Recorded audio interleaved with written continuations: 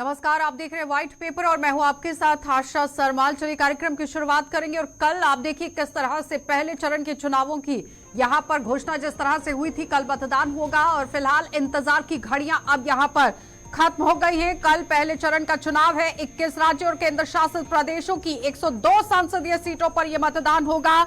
8 केंद्रीय मंत्री, 2 पूर्व मुख्यमंत्री और 1 पूर्व राज्यपाल सहित कई दिग्गज नेताओं का भाग्य पहले चरण में यहां आप देखिए मतदान के बाद वोटिंग मशीनों में बंद हो जाएगा। इस वक्त की बड़ी अपडेट आप देख रहे हैं और किस तरह से ये चुनाव होगा इसी पर हर किसी की नजर अब टिकी हुई है। जल्दी से आपको ग्राफिक्स के जरिए दिखा देते हैं कि इनको यहाँ पर किस तरह से जीत की हैट्रिक यहाँ पर लगने वाली है। और ये अंदेशा संकेत लेकर ये लोग चल रहे हैं, चाह इनके अंदर है कि हैट्रिक लग सकती है। केंद्रीय सड़क एवं परिवहन मंत्री नितिन गडकरी नागपुर से जीत की हैट्रिक लगाने की चाह में है और साथ ही साथ 2 बार के सांसद और केंद्रीय मंत्री जितेंद्र सिंह उधमपुर में हैट्रिक लगाने का लक्ष्य लेकर चल रहे हैं। 52 वर्षीय केंद्रीय मंत्री किरेन रिजिजू ने 2004 से 3 बार अरुणाचल पश्चिम सीट निर्वाचन क्षेत्र का प्रतिनिधित्व किया है। केंद्रीय मंत्री एवं असम के ही पूर्व मुख्यमंत्री सर्बानंद सोनोवाल और असम के डिब्रूगढ़ से लोकसभा में वापसी की उम्मीद यहां पर जता रहे हैं। जाट बहुल सीट पर मुजफ्फरनगर से केंद्रीय मंत्री संजीव बालियान फिर चुनावी मैदान में है और अलवर से केंद्रीय मंत्री और राज्यसभा सांसद और सदस्य आप देखिए किस तरह से यहाँ पर राज्यसभा के जो है भूपेंद्र यादव अपनी किस्मत आजमा रहे हैं। बीकानेर से यहाँ केंद्रीय कानून मंत्री अर्जुन राम मेघवाल, तमिलनाडु की नीलगिरी लोकसभा सीट से केंद्रीय मंत्री एल मुरुगन चुनाव मैदान में है और मुरुगन मध्य प्रदेश से ही राज्यसभा सदस्य है। तेज तर्रार नेता की छवि बनाए रखने के बाद तमिलनाडु भाजपा अध्यक्ष और केएन अनामलई यहाँ कोयम्बटूर से चुनाव लड़ रहे हैं और शिवगंगा के ही सांसद कीर्ति चिदम्बरम फिर से यहाँ पर चुनावी मैदान में है। लेकिन समझना बहुत जरूरी है कि आखिर कल का चुनाव कितना खास होने वाला है और किस तरह से रहेगा, क्योंकि कांग्रेस के युवा नेता गौरव गोगोई आपकी बार यहाँ पर जोरहाट से कांग्रेस के उम्मीदवार है। मणिपुर की यहाँ कांग्रेस और शिक्षा मंत्री वसंत कुमार सिंह इन्नर और साथ ही मणिपुर से भाजपा के लिए उम्मीदवार है। लेकिन उस बीच में समझना यहाँ बहुत जरूरी रहेगा कि 102 सीटों पर जब चुनाव होता है तो फिर किस तरह से, क्योंकि आम जनता के अंदर काफी तरीके से उत्साह है। अगर जम्मू कश्मीर की उधमपुर सीट की बात करें तो यहाँ पर आप देखिए उधमपुर डोडा सीट को मद्देनजर रखते हुए 19 अप्रैल यानी कि कल चुनाव है। 5 जिले इसके अंदर आते हैं। 18 विधानसभा क्षेत्र है। 16.23 लाख मतदाता है। सबसे ज्यादा मतदाता कठुआ जिले के अंदर और कठुआ में 6 विधानसभा क्षेत्र हैं। 5,03,227 मतदाता यहाँ पर हैं। उधमपुर के अंदर 4,19,854 जो मतदाता यहाँ पर बताए गए हैं। डोडा के अंदर 3,05,093 वोटर हैं। रामबन में 2,19,124 मतदाता। किश्तवाड़ में 1,75,897 वोटर। और इस बात में यहाँ पर देखना ये जरूरी है कि मतदान में 97 करोड़ से भी ज्यादा वोटर जो है वो हिस्सा ले रहे हैं। लेकिन अब यहाँ पर सवाल ये बन जाता है कि जिस तरह से अपने अपने मुद्दे गिनाए गए हैं, ईवीएम वीवीपैट को लेकर भी आपने खबर देखी किस तरह से सुप्रीम कोर्ट के अंदर ये फैसला जो है सुरक्षित रखा गया, लेकिन इस पर लगातार बहस जो है वो जारी रखी गई थी। और उसके साथ साथ विपक्ष पूरी तरह से सरकार को घेर रहा है कि महंगाई और बेरोजगारी बढ़ रही है। लेकिन उस बीच में सरकार ये कह रही है कि 2047 का लक्ष्य लेकर वो चल रहे हैं। चलिए पैनल की ओर बढ़ जाएंगे। इस वक्त हमारे साथ बीजेपी पार्टी से अजय भारती जी ने ज्वाइन किया है। आपका बहुत बहुत स्वागत जुड़ने के लिए। हमारे साथ वरिष्ठ पत्रकार हैं दिनेश मल्होत्रा जी, आपका भी स्वागत। जगदीप जी हमारे साथ जुड़े हुए हैं कांग्रेस से, आपका भी स्वागत। और उनके साथ साथ आप देखिए हमारे साथ अलग अलग गेस्ट की जिस तरह से बात हो रही थी। तो फिलहाल सबसे पहले दिनेश जी मैं आप ही के पास आऊंगी। कल पहले चरण के जिस तरह से चुनाव होने वाले हैं, किस तरह से इसे देख रहे हैं, क्योंकि डोडा उधमपुर सीट की तो बात है ही, लेकिन पूरे देश में 102 सीटों पर चुनाव है। कल का चुनाव है, ये फर्स्ट फेज का चुनाव है। इसमें 102 पार्लियामेंट्री कॉन्स्टिट्यूएंसीज में चुनाव हो रहा है और जो 7 फेज के चुनाव हो रहे हैं सबसे ज्यादा जो सीट्स हैं फर्स्ट फेज के चुनाव में है। इसमें बड़ी इंपॉर्टेंट सीट हैं, जैसे आपने पहले भी डिस्क्राइब किया कि सिटिंग मिनिस्टर्स भी इस फर्स्ट फेज में कंटेस्ट कर रहे हैं। तो मुझे लगता है कि सबसे इम्पोर्टेंट अगर सभी फेसेस देखे जाएं तो फर्स्ट फेज हमेशा सबसे इम्पोर्टेंट होता है। इसमें जो वेव होती है उसका भी इम्पैक्ट होता है और जैसे जैसे चुनाव आगे बढ़ता है कैंपेन भी ढीली पड़ जाती है। तो फर्स्ट फेज बहुत क्रूशियल है सभी पॉलिटिकल पार्टीज के लिए। अगर हम जम्मू कश्मीर की बात करें तो आप जैसे आपने भी कहा उधमपुर लोकसभा सीट का चुनाव है। उधमपुर लोकसभा सीट इस समय एक हॉट सीट बन चुकी है। जिस तरह से वहाँ पे मुकाबला चल रहा है कांग्रेस और बीजेपी के बीच, तो कल का मतदान काफी देखने के योग्य होगा और किस तरह की वोटिंग होती है, किस परसेंटेज क्या होती है, पैटर्न क्या है, ये सारा शाम तक डिसाइड हो जाएगा। जगदीप जी, वो कह रहे हैं कि अभी देखना पड़ेगा किस तरह से वोटिंग होती है, पैटर्न क्या कुछ रहेगा, कल शाम तक क्लियर हो जाएगा। आशा जी शुक्रिया। निस्संदेह ये लोकतंत्र का एक बड़ा पर्व है और समूचे देश के अंदर हर नागरिक को सिलसिलेवार ढंग से चरणबद्ध तरीके से मौका मिलेगा अपनी अपनी अपेक्षाओं के अनुसार अपनी जिस तरीके की भी उनकी चयन प्रक्रिया रहती है। तो लेकिन कुछ एक चीजें हैं जिस पर मैं जरूर ध्यान केंद्रित करना चाहूंगा। आशा जी, जैसे यहाँ पे ना गुज्जर बकरवाल कम्युनिटी है, आज एक विरोध प्रदर्शन भी मैंने लीड किया है। वो दरअसल यहाँ से नोमैड्स जो है, ये मैं अजय भारती जी के भी संज्ञान में लाना चाहूंगा, वो यहाँ से प्रस्थान करते हैं कश्मीर के लिए, लेकिन उनको बड़ी दिक्कत आ रही है पिछले कई दिनों से। जिस ऐप को लोकल एडमिनिस्ट्रेशन ने उनके लिए रखा था कि यहाँ पे आप जाकर पंजीकरण करवाएं, वो ऐप जो है उसका आईपी एड्रेस एक्सपायर हो चुका है और वो लोग जो है they have been continuously striving कि उनको वो परमिट मिले और वो जा पाए। तो उनके जाने के पीछे की दो मंशाएं हैं। एक तो वैसे ही चारगाहें जो है इस मौसम में वो अपने माल मवेशी को लेके जाते हैं, और दूसरा उन लोगों के जो वोट हैं, मतदान जो उन्होंने करना है, वो बिलोंग करते हैं कश्मीर से। तो अगर वो लोग नहीं पहुंच पाए, जो एक बड़ी तादाद है सांबा में, कठुआ में, उधमपुर में, तो मुझे लगता है इस पर मैं चाहूंगा आपके इस मंच के माध्यम से मैं बताऊं, कम से कम इस पे संज्ञान लिया जाए, क्योंकि ये लोकतांत्रिक अधिकार है हर व्यक्ति विशेष का। ठीक है जी अजय जी। धन्यवाद आशा जी, और अपने को पैनलिस्ट को मेरी तरफ से नमस्कार। देखिए, चुनाव चल रहा है, चुनाव का पहला चरण शुरू हो गया है। इस वक्त अगर किसी भी एडमिनिस्ट्रेशन में कोई इंचार्ज है तो वो इलेक्शन कमीशन है। इसलिए जगदीप जी ने जो विषय उठाया है, मेरे हिसाब से ये चुनाव आयोग का विषय है। इसमें भारतीय जनता पार्टी भी उसी ढंग से इसके साथ किसी भी व्यक्ति का लोकतांत्रिक अधिकार उसको बहाल रखना चाहिए। उसके लिए जो भी इलेक्शन कमीशन को करना चाहिए करना ही चाहिए। लेकिन ये जो चुनाव हो रहा है, ये हम मानते हैं कि ये 2024 का चुनाव वैसे फोरगोन कंक्लूजन है, लोगों ने मन बनाया है सारे देश भर में, दक्षिण से लेकर उत्तर तक, पश्चिम से लेकर पूर्व तक। ये आदरणीय नरेंद्र मोदी जी को पुनः एक बार भारी बहुमत के साथ प्रधानमंत्री बनाना है। तो कल एक जो पहला चुनाव है, इसकी शुरुआत हो रही है। कल बहुत ही शुभ दिन है, तो इसकी शुरुआत एकादशी का दिन है। तो मुझे लगता है कि ये बहुत ही अच्छा संकेत है। और लेकिन सवाल यहाँ पर ये है कि जिस तरह से कई ऐसे मंत्री हैं, पूर्व मुख्यमंत्री हैं, जो हैट्रिक लगाने की यहाँ पर चाह जो है वो रख रहे हैं, उस पर कितना काम हुआ है, उस पर चर्चा कर लेते हैं ना, जिसमें नितिन गडकरी हैं, जितेंद्र सिंह हैं, कांग्रेस पार्टी के भी कई कदावर नेता हैं मैदान में। अगर हम उधमपुर की ही बात करें तो उधमपुर अभी तक कभी इस तरह से नेशनल लेवल पर कभी पिक्चर में आया ही नहीं। जितना काम इस बार, चाहे वो भद्रवा से लेकर भानीहाल से लेकर कोटवा तक, जिस प्रकार से काम हुआ है, और अभी अभी जिस प्रकार से हमने देखा हो, चाहे इरिगेशन प्रोजेक्ट हो, चाहे वो लेवेंडर हो, चाहे वो जियो पार्क हो, चाहे वो किसी भी, चाहे वो रोड एंड इंफ्रास्ट्रक्चर की कंस्ट्रक्शन हो, चाहे हम किसी भी तौर से देखें, तो उधमपुर जिसका कल चुनाव हो रहा है, मैं अभी जम्मू की चर्चा नहीं कर रहा हूँ, तो इस पर जितना काम हुआ है कि पिछले 17 वर्षों में इतना कभी काम नहीं हुआ। इसलिए लोग उस परफॉर्मेंस को देखते हैं। अगर आप देखेंगे, इसीलिए मुझे लगता है कि जगदीप जी उसको अन्यथा नहीं लेंगे, इसीलिए उनको अपनी पार्टी में से कैंडिडेट नहीं मिल रहा था। उनको वापस जो आया गया उनको फिर दोबारा कहना पड़ा कि भैया हमारी तरफ से लड़ दी। चलिए जगदीप जी जवाब दीजिए। लोगों ने मन बनाया है जगदीप जी। तो मेरा एक मानना है कि कल पता चल जाएगा कि 4 तारीख को इसका परिणाम निकल आएगा। हम सब देख लेंगे और जो भी परिणाम होगा हमको स्वीकार तो करना ही है। जवाब दीजिए जो हम अजय जी देख रहे हैं तो वो बहुत ही अच्छा ऐसा हमें दिखाई देगा। जी अजय जी, साथ सम्मान पूरी शालीनता के साथ मैं कहना चाहूंगा, पहली तो बात जो मैंने मुद्दा आपके समक्ष रखा, परोक्ष रूप से आप ही यहाँ पर सरकार में है और ये कंसर्न डिप्टी कमिश्नर की अथॉरिटी है। दूसरी बात, नहीं इसको इसके साथ वो इलेक्शन कमीशन का इशू है, इसीलिए मैंने क्लियर उसको कर दिया।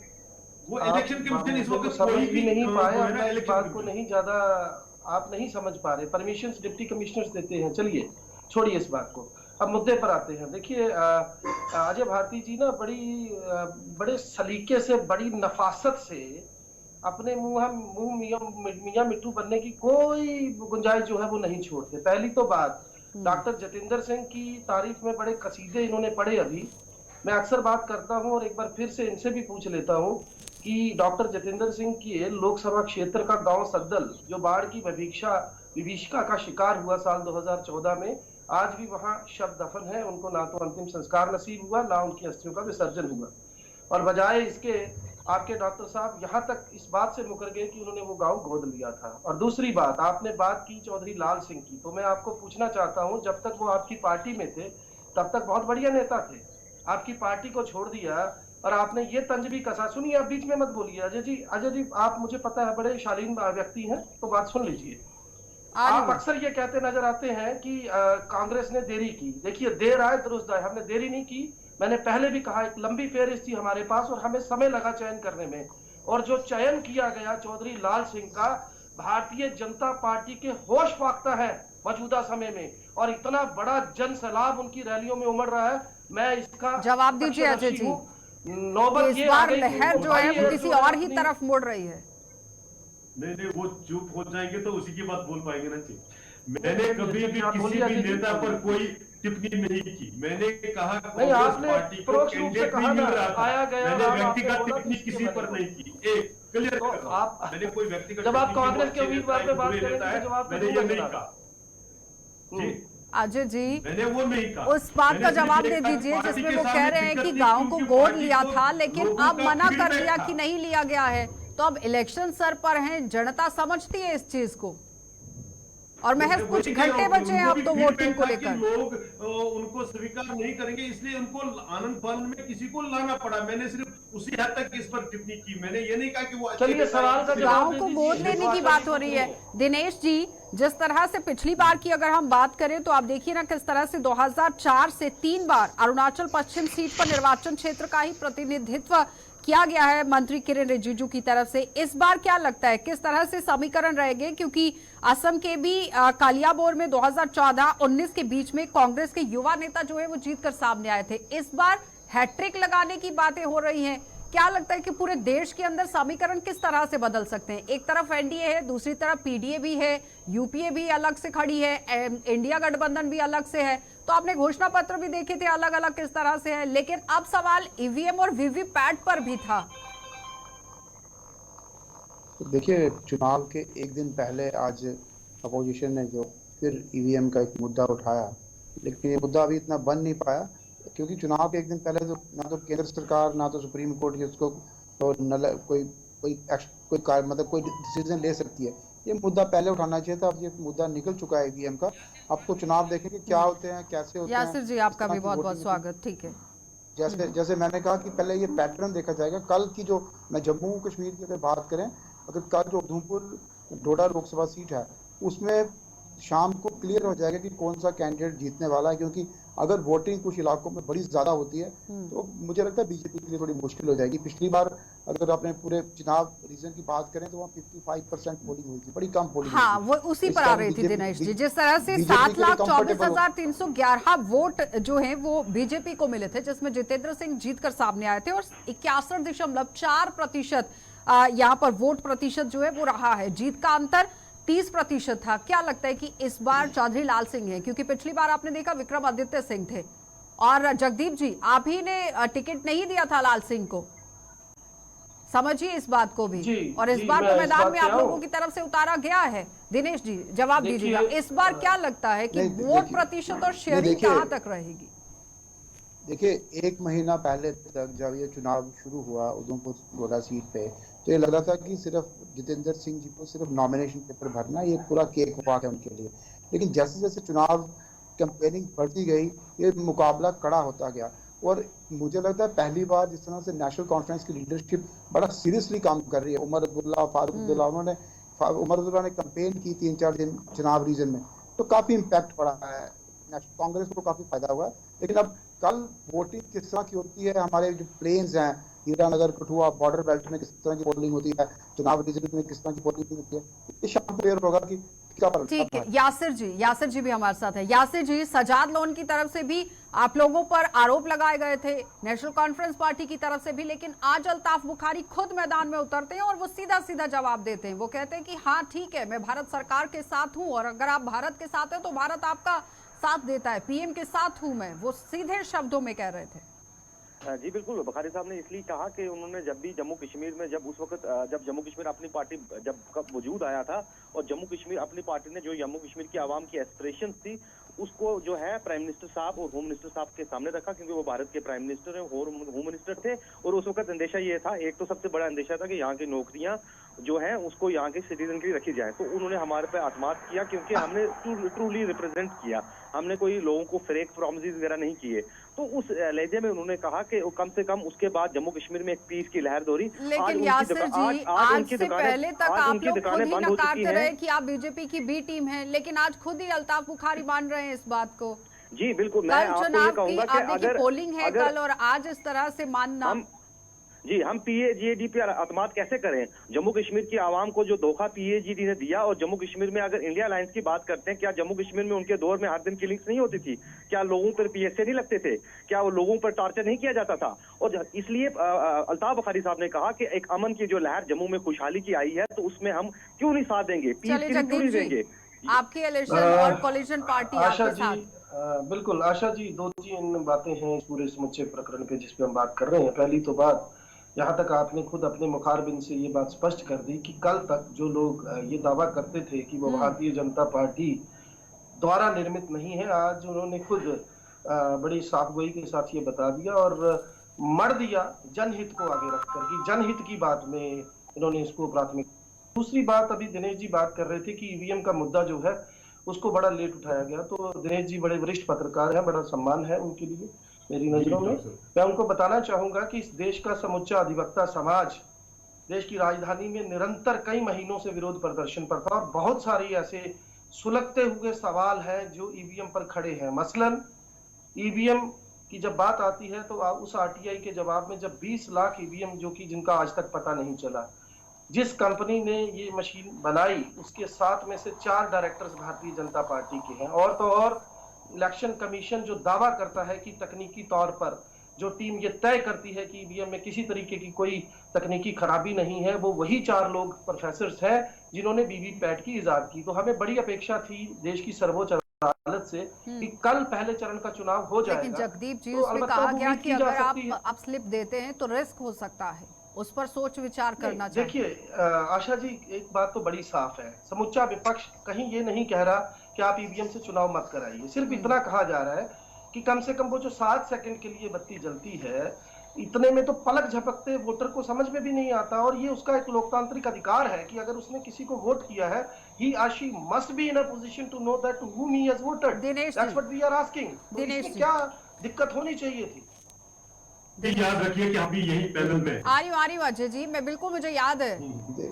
देखिए, लेकिन मुझे एक्सपर्ट से एक थोड़ी सी राय लेने दीजिए प्लीज। सुप्रीम कोर्ट का मामला है, मैं बहुत बेहतर तरीके से समझती हूँ कि बीजेपी को बहुत अपनी बात रखनी है, लेकिन उधमपुर सीट पर ही बात करेंगे। आपने देखा कि दिनेश जी क्या कह रहे हैं, वो कह रहे हैं कि कांटे की टक्कर है, पॉसिबिलिटी कांग्रेस की लग रही है। इस पर सोचिए, मैं आ रही हूँ आपके पास। दिनेश जी। जगदीप जी की बात को मैं आगे बढ़ाता हूँ। जगदीप ठीक कह रहे हैं, काफी दिन से ये ईवीएम को लेकर एक डिबेट देश भर में चल रही है। तो ये अपोजिशन कहती है कि ईवीएम को पिन पॉइंट करती है, इसमें कोई फॉल्ट है। पर मैं जगदीप जी को यही कहना चाहता हूँ कि अब जब चुनाव के एक दिन पहले मुद्दा बनाया गया, बहुत लेट हो गया। इसको पहले अग्रेसिव कैंपेन चलानी चाहिए थी।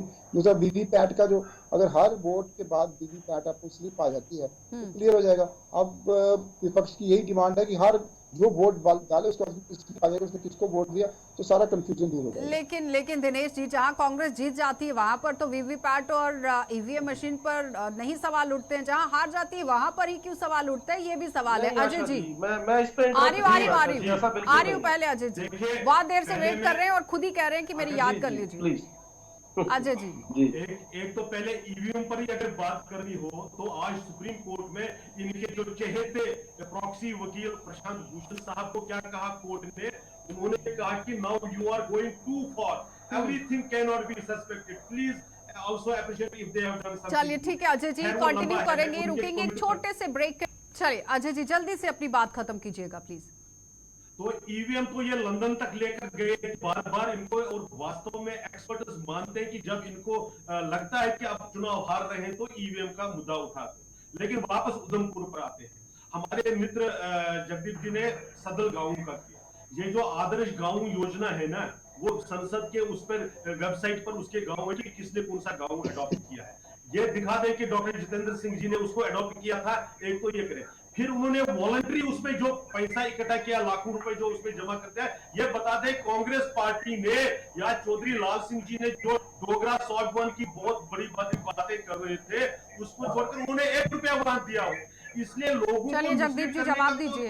छोड़ना वो कह चाहिए। रहे हैं कि वेबसाइट पे अगर डाला गया हो या फिर पैसा वहां पर दिया गया हो। और ये आप उसको एक करके बता दीजिए कि चौधरी लाल सिंह जी ने मैं बता रहा हूं ना की बात करी। हाँ, आप जवाब ले लीजिए अजय जी। हम गलत ये कि हमने अजय जी जवाब ले लीजिए। जो व्यक्ति एक्सेशन पर ही क्वेश्चन उठा दे, कहते हैं कि हमको दुख हुआ कि हम वहां गए, तो ऐसे की चलो हो गया। मुझे लगता है कि जगदीप जी जैसे मैच्योर व्यक्ति को अच्छा। अजय जी जरा आप गौर से सुनिएगा, मैं जरा स्पष्ट कर दूं, इत्तेफाकन यहाँ दिनेश जी बैठे हैं। जब ये मामला उठा था सद्दल का, तो मैं आपको बता दूं भारतीय जनता पार्टी के कार्यालय से एक क्लैरिफिकेशन आता है, क्योंकि ये खबर ट्रिब्यून में भी लगी थी और इत्तेफाकन और ये खबर पूरे सोशल मीडिया में घूम रही है अजय जी, सरतल गांव मैं को वही बता लेकर उन्होंने अडॉप्ट किया था। आप सुन लीजिए क्या उन्होंने घूम रही है और यही मुद्दा बन रहा है अब। और कल चुनाव अजय है, भाई, कल पोलिंग अजय होने भाई, वाली है। अडॉप्ट लीजिए ना। अडॉप्ट करना, देखिए मैं चैलेंज कर रहा हूँ इस चीज को। पीबीआई की प्रेस रिलीज में उन्होंने माना है कि मैंने ये गांव अडॉप्ट किया है, वो प्रेस रिलीज मैंने छापी है, एक-एक इसे मुकर कर दिखाइए। इकट्ठे किए, ये वो सुनते एक नहीं है ना, लेकिन अडॉप्ट डिफेंड किए की जा बात रहे हैं। मत कहिए ना, गलत मत Ajay ji press bureau of India की प्रेस रिलीज में डॉक्टर जितेंद्र सिंह, बकौल डॉक्टर जितेंद्र सिंह, ये कहा गया कि मैंने ये गांव गोद लिया है, जिसमें वो बाद में मुकर के दिखाया। दूसरी बात, अगर वो गोद लिए होते, भाई साहब वो खबर मैंने छापी, आप मुझे ना अजय जी उसी वक्त का बोलना चाहिए था, सामने आना चाहिए था, फ्रंट फुट पर आना चाहिए था और मना करना चाहिए था। लेकिन आज जब ये मुद्दा बन चुका,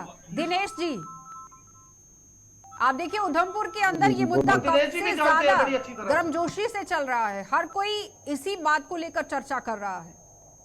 दिनेश जी क्या लगता है? देखिए जब इतनी बड़ी ट्रेजेडी हुई थी, वहाँ पे इतने लोग मारे गए थे, तो ये मैं जगदीप जी भी उस समय पत्रकारिता में था, मैं भी पत्रकारिता में था, और ये ऑन रिकॉर्ड है कि डॉक्टर जितेंद्र सिंह ने उस विलेज को अडॉप्ट किया था, उन्होंने गोद लिया था।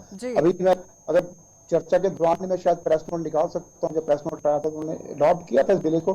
अब अपनी गलती उनको माननी चाहिए थी, वो इसको सीरियसली नहीं ले पाए। जब आप नहीं करना चाहते आपको उसी वक्त बोलना चाहिए था कि हमें ये काम नहीं करना है, ये गलत है। सिर्फ डॉक्टर जितेंद्र सिंह जी की बात नहीं है, जो भी सांसद अपने गांव को अडॉप्ट करता है, अनफॉर्चुनेटली उन्होंने जिस गांव को नाम के लिए अडॉप्ट तो कर लिया, लेकिन उसको डेवलपमेंट नहीं करवा पाए, चाहे वो जुगल किशोर जी हो चाहे डॉक्टर जितेंद्र सिंह जी हो। इसमें कोई शक नहीं है कि जितने भी विलेज उन्होंने अडॉप्ट किए उनकी डेवलपमेंट नहीं पाई। और बीजेपी डेवलपमेंट के मुद्दे को लेकर ही जमीन पर है। अजय जी त्रासदी हुई थी, उसमें डॉक्टर साहब ने उसको उसमें काफी कंट्रीब्यूट किया, उसको वहां पर उसमें पैसे इकट्ठे के वॉलंटरी किया, वो अलग था, वो वहां के संसद को उन्होंने किया। लेकिन जो ये कह रहे हैं कि वो अडॉप्ट किया था, that is not a fact.